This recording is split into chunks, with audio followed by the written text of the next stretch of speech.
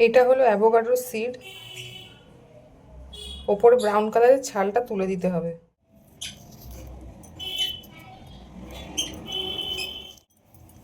এইভাবে ছালটা পুরোটা তুলে ফেলতে হবে, ভিজিয়ে রাখলে ইজিলি ছালটা উঠে যায়। এই টিস্যু পেপার, এটা একটু ভিজিয়ে নেবেন।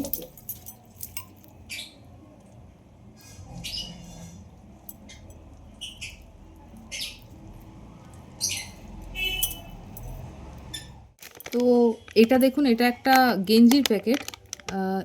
এই প্যাকেটগুলো এয়ার ট্যাগ হয়। এই যে এখানে আপনার এই দাগগুলো হবে, দেখবেন এই যে টানলে এই এয়ার ট্যাগ আটকে যায়, এরকম কোনো প্যাকেট নেবেন।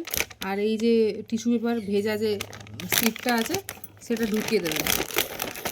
ভেজা শুদ্ধই ঢোকাবেন, এই নয় যে ভেজা শুকিয়ে ঢোকাতে হবে, ভেজা শুদ্ধই ঢোকাবেন। তো এরকম প্যাকেটই নেবেন, কোনো খাবারের প্যাকেট নেবেন না। অনেক সময় চানাচুরের প্যাকেট, গাঁটিয়ার প্যাকেটও এরকম এয়ার ট্যাগ হয়, তো সেই প্যাকেটে রাখবেন না, কারণ ওর মধ্যে খাবার থাকে অলরেডি, তো একটা ফাঙ্গাল হয়ে যাওয়ার চান্স থাকে। এইগুলো তো গেঞ্জির প্যাকেট, জামা কাপড়ের প্যাকেট, তো যার জন্য আপনার অতটা বেশি কিছু ফাঙ্গাল কিছু থাকে না।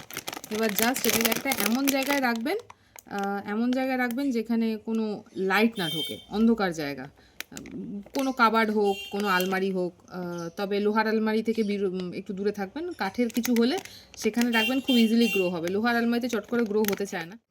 এয়ার ট্যাগ করে রেখেছিলাম কয়েকটা অ্যাভোকাডোর সিড, দেখুন কি সুন্দর শেকড় গজিয়েছে, শেকড় বেরিয়েছে। এবার আস্তে করে জাস্ট এটা খুলবো, কারণ এই টিস্যু পেপারগুলোর ওপর দিয়ে কিন্তু শেকড়টা বেরিয়ে আছে ভেদ করে, তো আস্তে করে খুলবো যাতে শেকড় না কেটে যায়।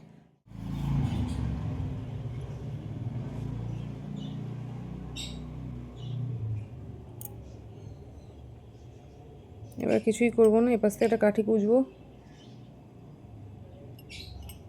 এপাশ থেকে একটা কাঠি কুঁচবো, জলের একটা গ্লাসের মধ্যে জাস্ট বসিয়ে দেবো। এই যে জল গ্লাসে পুরো ভর্তি করেছি, যে কাঠি গুঁজেছিলাম এটা জাস্ট ঢুকিয়ে দেবো এভাবে। শেকড়টা নিচের দিকে থাকবে, আস্তে আস্তে এটাও নিচের দিকে চলে যাবে। এটা হলো প্রসেস। আর একটা আগে করেছিলাম, তো সেটাতে দেখুন পাতা বেরিয়েছে, তো সাকসেস হয়েছে। এবার একটু বড় হলে, পাতাগুলো একটু বড় হলে তবে আমি মাটিতে বসাবো, তার আগে বসাবো না। এখনও এটা ওয়েটিং লিস্টে আছে। তো এটাও করলাম সেমভাবে, এটাতে পাতা বেরোবে, এটা শেকড়। তো এইটুকুই, সাকসেস হচ্ছে, গাছ বড় হলে দেখাবো।